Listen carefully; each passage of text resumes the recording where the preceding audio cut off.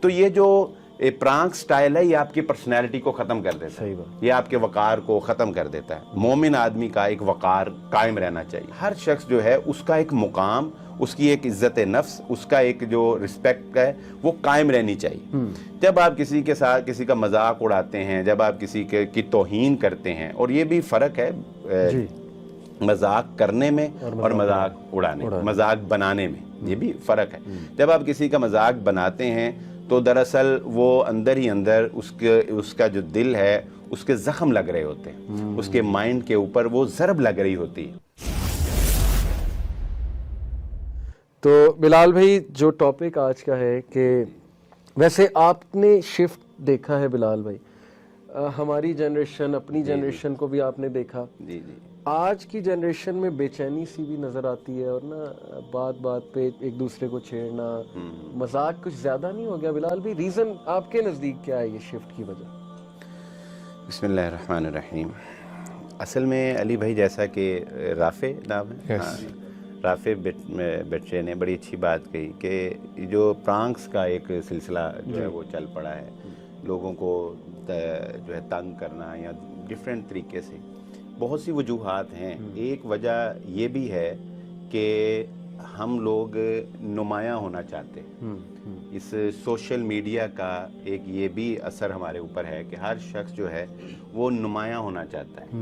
اب جب کسی آدمی کے پاس اپنے آپ کو نمایاں کرنے کے لیے کوئی پازیٹیو چیز نہیں ہوتی, کوئی اس کے پاس ایسی سکل نہیں ہوتی جس سے وہ خود کو لوگوں کے سامنے نمایاں کر سکے, تو پھر وہ ایسے راستے تلاش کرتا ہے کہ جس سے وہ بہت جلد جو ہے وہ بوسٹ کر جائے. تو آپ نے دیکھا ہوگا کہ یہ جتنے بھی آج کل پرانکس ہو رہے ہیں ان کی پھر ویڈیوز بنائی جاتی ہیں, ٹھیک ہے, ویڈیوز بنائی جاتی ہیں, پھر وہ اس کو اپلوڈ کیا جاتا ہے فیس بک کے اوپر, اپنے یوٹیوب چینل کے اوپر, ٹھیک ہے. اور وہ بعض مطلب آپ تو میڈیا سے میرے سے بہت زیادہ اٹیچ ہیں, بعض پرانکس جو ہیں وہ پلانڈ ہوتے ہیں, مطلب پلان کیا ہوتا ہے کہ ہم شو ایسے کریں گے کہ جیسے اس کی بنیادی ریزن کیا ہوتی ہے کہ لوگوں میں توجہ حاصل کرنا, لوگوں کو اپنی طرف متوجہ کرنا. اچھا, اس کی وجہ سے دیکھیں یہ ایک ہمارا نا ایک فطری مزاج ہے. اگر آپ مطلب تھوڑی صحافت کو پڑھیں, میں نے بی اے میں یہ رکھی تھی صحافت, اس میں یہ بتایا جاتا ہے کہ ہمیشہ جو نیگیٹو خبر ہوتی ہے, جو منفی خبر ہوتی ہے, اس کو سب سے زیادہ ہائی لائٹ کرتے ہیں, کیونکہ لوگوں کی توجہ اس کی طرف بہت جلدی جاتی ہے.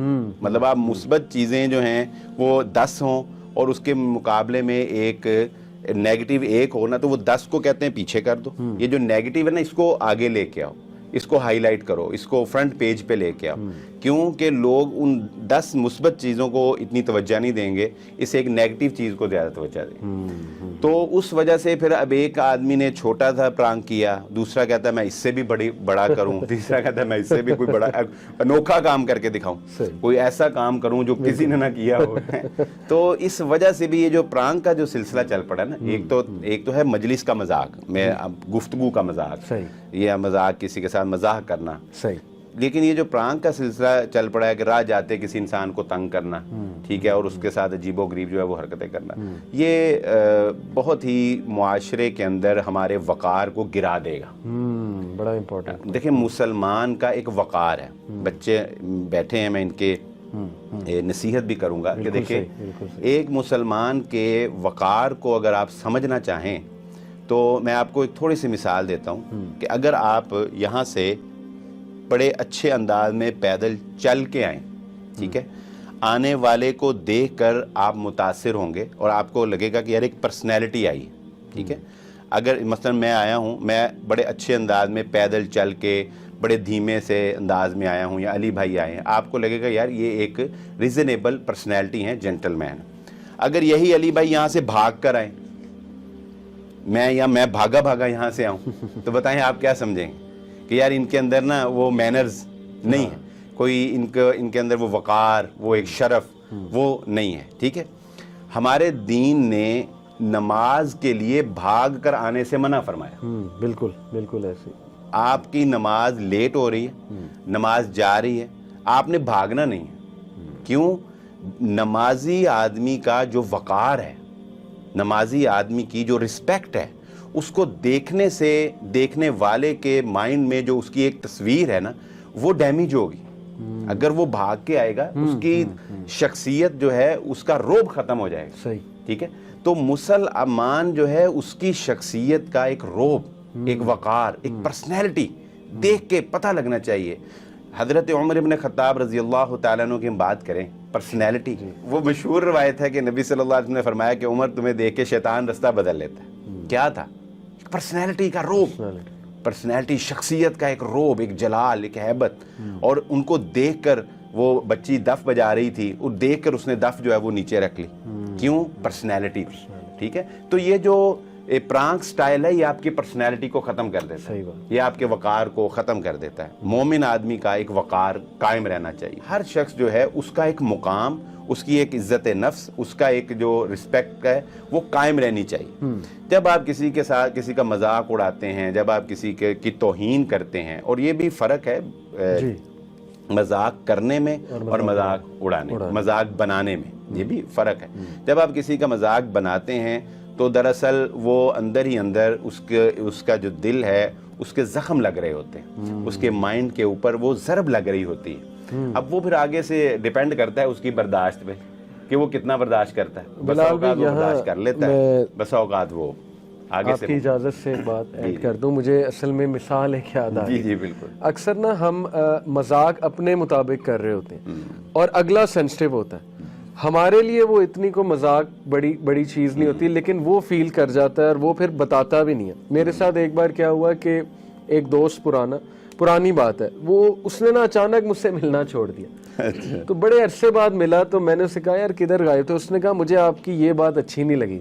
تو میں نے کہا یار مجھے خواب میں آنا تھا, یہ بات اچھی نہیں لگی, یہ مذاق اچھا نہیں لگا. کہتا نہیں میرا بڑا دل دکھا تھا. میں نے کہا بتاتے تو صحیح. تو بہت سے لوگ اوور سینسٹیو ہوتے ہیں, بتاتے نہیں ہیں. اسی لیے بلال بھائی وہ جو میں تو ہمیشہ ان کو بھی یہ کہتا ہوں کہ سورہ الاسراء میں غالباً آیت ہے کہ کہہ دیجئے میرے بندوں سے کہ وہ احسن بات, اچھی بات کریں, کیونکہ شیطان جو ہے وہ بالکل, یہ تو اللہ تعالیٰ نے ہمیں سکھائی ادفع باللتی ہی احسن. یعنی اگر آپ نے کسی کو سمجھانا بھی ہے, کسی کے ساتھ آپ کی ڈیبیٹ بھی ہے, بلکہ یہ ایک پورا سبجیکٹ ہے کہ اگر آپ کو کسی کے ساتھ اختلاف بھی ہے تو اس میں بھی آپ نے ادب کو ملحوظ خاطر رکھنا. بالکل صحیح. اختلاف کرنے کے بھی کچھ ادب و آداب ہیں. یعنی یہ نہیں کہ اچھا دیکھیں علی بھائی ہوتا پتہ کیا ہے, بس مذاق کرنے کی یا مذاق بنانے کی کئی ایک وجوہات ہو سکتی ہیں.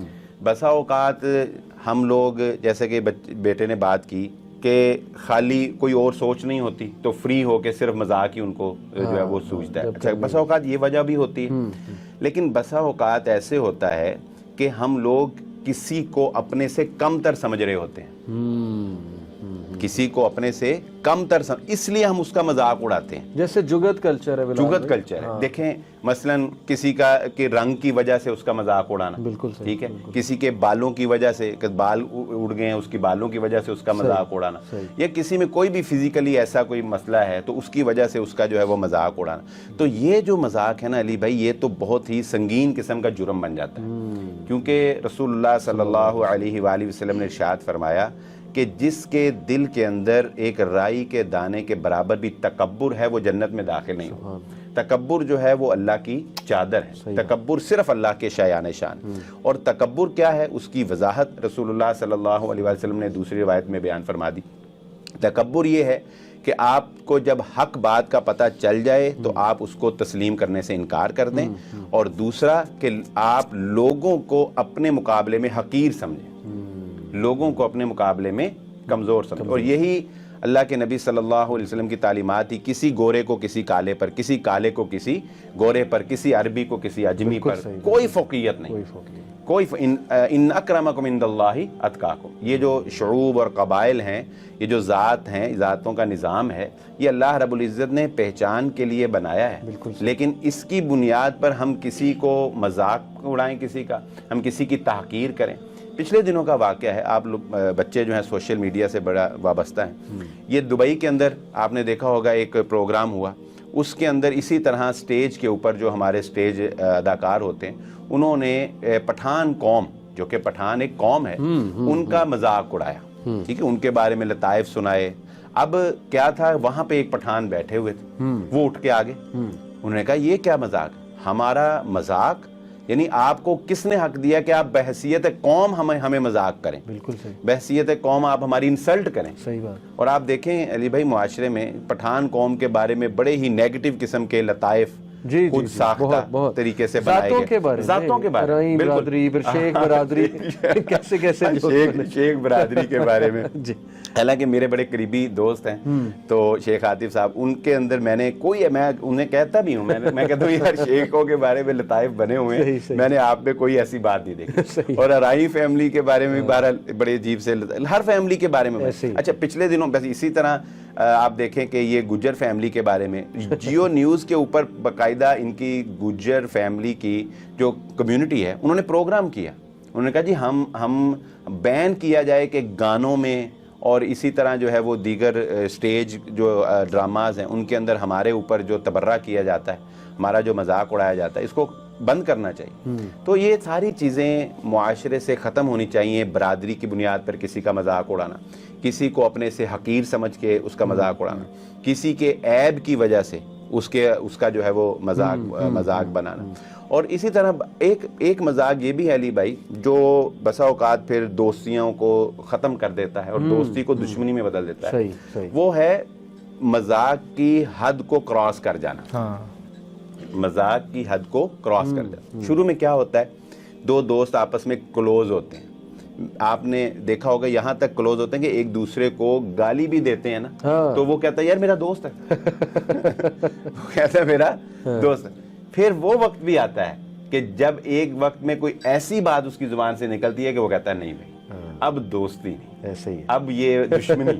بلکہ میں بلال بھی مجھے یاد آیا، آپ سے بھی شیئر کرتا ہوں. میں ایک بار نا ایک جگہ کھانا کھا رہا تو وہاں نا گروپ آف ینگسٹرز بیٹھے ہوئے، تو آپس میں جیسا ان کا مذاق ہوتا ہے وہ جھکتے ہیں، گالم گلوچ یہ اس میں ہو رہا. تو جب تک وہ ایک کو باقی لوگ چھیڑ رہے تھے نا تب تک تو ہنس بھی رہا تھا، کہہ کے بھی لگا رہا تھا. پھر ایک نے اس کو چھیڑا کوئی گالی دے کے تو وہ ایک دم یوں ہوا کہتا وہ تیرا میرا گالی کا مذاق نہیں. تو میں بڑا حیران ہوا کہ باقیوں سے ہے گالی کا مذاق لیکن اس سے ایک سے نہیں ہے. تو گالی ہوتی ہے.